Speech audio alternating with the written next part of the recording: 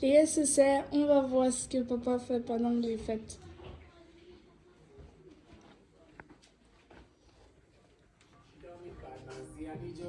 Bonjour papa, ça va? Ça va? On dit quoi? On dit bien. Bon, tu me dis quoi au SSR pour la fin d'année? Oh! Ouais, belle fête de fin d'année. Belle fête de fin d'année à mes très chers SSA. L'année 2025 était une très belle année, très belles expériences avec les uns et les autres. On a eu de très belles aventures, hein. On a eu beaucoup de réussites. Je célèbre encore, hein, l'obtention du job de plusieurs parmi vous. Et je vous souhaite pour la nouvelle année qui arrive 2026 que vous ayez encore plus de contrats, que vous ayez encore plus d'argent et que vous soyez surtout mentalement en santé, hein, parce que cette année particulièrement, j'ai eu beaucoup d'échanges avec vous pour des personnes qui étaient brisées, hein, moralement. Donc, moi, j'utilise les fins d'année pour travailler sur ma thèse. J'y suis depuis le matin. Ça me casse un peu les couilles, mais bon, après, j'ai 7 couilles. Hein. J'ai les couilles en métal, j'ai les couilles en acier. Et je suis plutôt bien parti. Donc, bonne fête, hein, bonne fête à tous les SSR. Moi, j'utilise ce temps à profit. Et maintenant là, tu fais quoi? Oui, là, je suis en train de clôturer. Hein, je suis en train de. Ah oui, tu veux que je parle un peu de ce que je fais, hein? Attends, je vais me mettre debout parce que ça fait longtemps que je suis assis là. On va un peu. Tu vas te rapprocher peut-être un peu plus. Là, j'étais en train d'écrire mon chapitre 5. Hein. J'étais en train d'écrire mon chapitre 5, mais très rapidement, hein, je vais dire de quoi il est question. Il est question en fait de la digitalisation, de comment est-ce qu'on peut utiliser la digitalisation en entreprise pour maximiser en efficience, hein, réduire les coûts, etc. Donc j'ai quelques images ici que je vais présenter, histoire de donner une vue d'ensemble, un 360 degrés de ce que je fais. Donc il y a déjà 3 phases. Hein. Il y a 3 phases. La première phase, c'était la phase où j'ai fait une littérature. Attends, on va agrandir ça. Ce sera peut-être mieux. Ce sera mieux. Hein. Allons peut-être en mode présentation. Non, peut-être pas. Un show. Allons comme ça. Donc, dans la première phase, c'était une littérature, hein, l'analyse de littérature systématique, où j'ai analysé tout ce qui existe déjà. Parce qu'un PhD, c'est quoi? C'est prouver, hein, ou si vous voulez, c'est contribuer sur quelque chose qui n'existe pas encore. Donc, pour cela, il fallait déjà que j'analyse qu'est-ce qu'on a fait dans ce sens et comment est-ce que je vais combler les vides. Donc, c'était ça l'idée. Donc, dans la deuxième phase, c'était un questionnaire pour collecter les données par rapport à ce que je vais atteindre, parce que j'ai 3 objectifs à atteindre. Le premier objectif, c'était l'impact, hein, de la digitalisation dans l'industrie pharmaceutique, notamment sur le supply chain, sur la production et aussi sur la qualité. Hein, la qualité, parce qu'il faut assurer une bonne qualité lorsqu'on développe des médicaments. Et le deuxième objectif, c'était analyser c'est quoi les critical success factors, donc les facteurs à succès de la digitalisation, comme le leadership, comme la technologie, etc.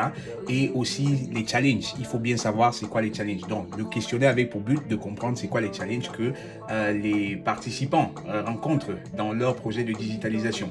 Et le troisième objectif, c'est de développer un blueprint. Donc, c'est un peu comme un guide, hein, que les entreprises peuvent utiliser dans leur projet de digitalisation. Donc, il y avait 3 phases. La première phase, analyse de la littérature. Deuxième phase, le questionnaire, collecter les données, etc. Et la troisième phase, analyse de données. C'est ce que je suis en train de faire présentement.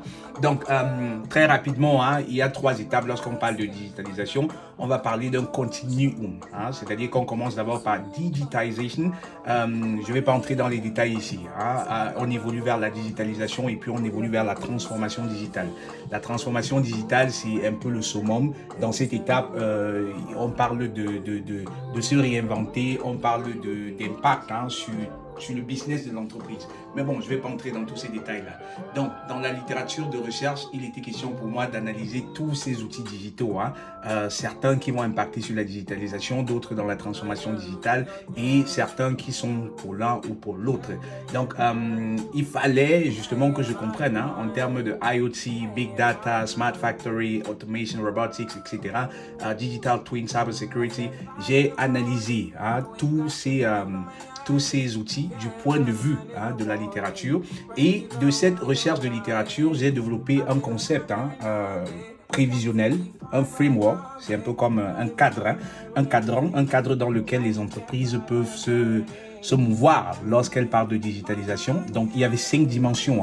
La première dimension, c'est la dimension technologique. La deuxième, c'est l'organisation. Ici, on va parler de la stratégie, on va parler du leadership, on va parler de la culture d'entreprise. Et ensuite, la troisième dimension, c'est la dimension des régulations, parce que forcément, dans un environnement régulé comme le pharmaceutique, il y a des règles à respecter. Là, on va parler d'assurance qualité, on va parler de validation, on va parler de cyber security, de données des données privées, etc. Une autre dimension, c'était le process et l'intégration, et puis les facteurs externes. Je ne vais pas entrer dans trop ces détails-là. Donc, j'ai beaucoup investi du temps parce que j'ai 2 phases lorsqu'il est question de l'analyse des données. Là, c'est la phase 3. Dans la troisième phase, il y a 2 phases. La première phase, c'était une analyse, on va dire, des données que j'ai pu collecter en vue de voir comment est-ce que ces données répondent à mes objectifs de départ que j'ai mentionnés ici. Et la deuxième phase, c'était une analyse thématique. Donc, ça m'a pris, je vais dire, cette image semble très simple, mais ça m'a pris beaucoup de temps pour pouvoir mettre ça sur pied. Et le but ici, c'était de savoir dans les données que j'ai collectées, quels sont les thèmes qui se dégagent.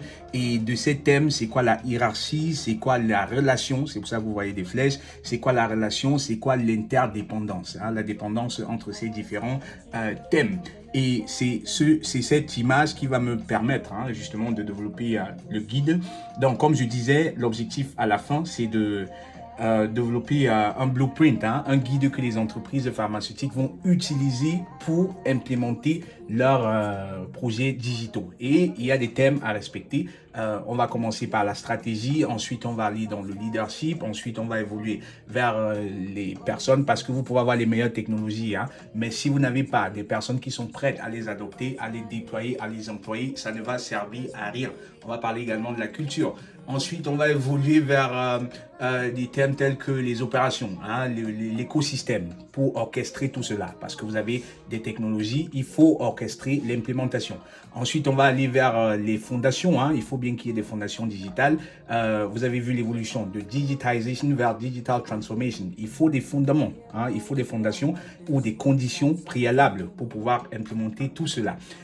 Et puis, le 6e thème, c'est tout ce qui est opérationnel, de manière pratique. On veut répondre à la question ici, c'est qu'est-ce qui va changer dans les opérations après qu'on ait implémenté ces technologies. Et puis, la dernière étape, c'est la réalisation. Donc, c'est quoi la valeur? C'est quoi les indicateurs de performance?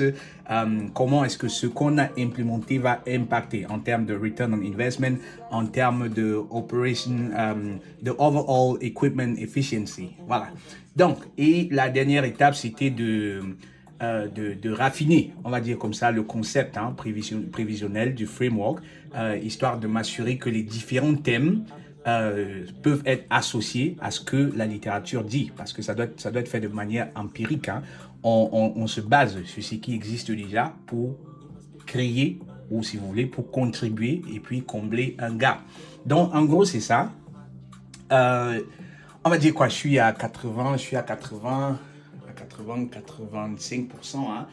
Là, je suis en train de rédiger. J'ai presque terminé. J'ai presque terminé avec le chapitre le plus compliqué. Là, il était question de rédiger en près de 10 000 mots. Rédiger le chapitre 5 où je présente on va dire, c'est pas les résultats, mais c'est les findings. Qu'est-ce que les participants disent en termes de findings pour répondre aux objectifs 1 et 2. Dans le chapitre 6, je vais développer le blueprint. Et dans le chapitre 7, ça ce sera vite fait, il sera question des discussions. Et le chapitre 8, il sera question des conclusions. Donc, c'est un peu ça, c'est un peu ça. C'est pas évident parce que en matière d'analyse, c'est lourd. Hein? Je vais dire, je le fais avec NVivo. Pour ceux qui le connaissent, c'est un logiciel là, qui permet de faire de l'analyse de manière systématique. Et là, on parle de plus de 7000 références. Hein? Plus de 7000 références qu'il fallait analyser. Et ça, c'est pas du jeu d'enfant. C'est pour ça hein, que des fois, je suis éveillé jusqu'à 7 h du matin, à 12 h, je suis déjà debout pour continuer, etc. Mais on est plutôt bien parti. Donc, bonne fête encore, hein? Bonne fête de fin d'année à tous mes SSR. C'était un plaisir pour moi de travailler avec vous. Et n'oubliez pas la promotion des fins d'année. Si vous avez un cadeau exceptionnel que vous voulez faire à vos SSR, à vos proches, à vos amis, vos connaissances, n'hésitez pas. Hein? N'hésitez pas.